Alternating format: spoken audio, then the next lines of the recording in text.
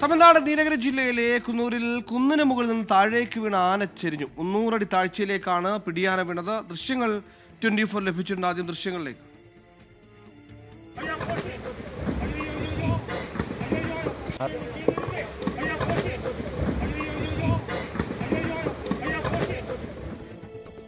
മുഹമ്മദ് റയീസ് ചേരുന്നുണ്ട്. റയീസ്, ദാരുണമായ ഒരു ദൃശ്യമാണ് നമ്മൾ കണ്ടത്. എന്താണ് സംഭവിച്ചതെന്നാണ് മനസ്സിലാക്കാൻ കഴിയുന്നത്?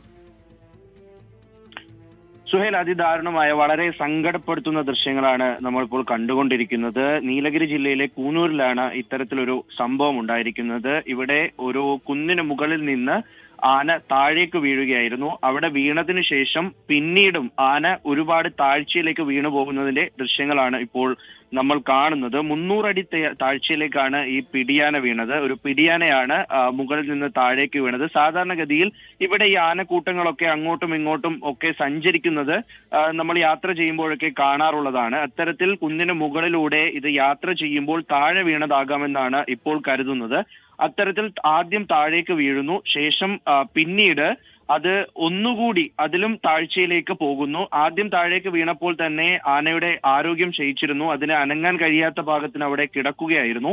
പിന്നീട് വീണ്ടും താഴ്ചയിലേക്ക് പോയി. എന്തായാലും ആദ്യം ഇത് അവിടെ വീണപ്പോൾ ഏതെങ്കിലും തരത്തിൽ ഫോറസ്റ്റ് അധികൃതർക്ക് അവിടെ എത്തി ഇതിന് മതിയായ ചികിത്സ നൽകാൻ കഴിഞ്ഞിരുന്നുവെങ്കിൽ ആന ചരിയില്ലായിരുന്നു. പക്ഷേ അവിടെ കൃത്യസമയത്ത് എത്താൻ കഴിഞ്ഞില്ല. ശേഷം അത് വീണ്ടും താഴേക്ക് പോയി. പിന്നീട് ഈ വനപാലകരൊക്കെ എത്തിയപ്പോഴേക്കും, ഡോക്ടർമാരുടെ സംഘം എത്തിയപ്പോൾ ഇത് ചരിഞ്ഞിട്ടുണ്ടായിരുന്നു. എന്തായാലും എങ്ങനെയാണ് ഈ ആന വീണത് എന്ന് കണ്ടെത്താനായി അവിടെ CCTV ദൃശ്യങ്ങളൊക്കെ ഇപ്പോൾ പരിശോധിക്കുന്നുണ്ട്. എന്തായാലും അതിദാരുണമായ ഒരു സംഭവമാണ് നീലഗിരിയിലെ അല്ലെങ്കിൽ ആനകൾ സഞ്ചരിക്കുന്ന ഇടത്ത് തന്നെയാണ് കാലുവഴുതി അത്തരത്തിലൊരു ആഴത്തിലേക്ക് കൊക്കയിലേക്ക് വീഴുന്നത്.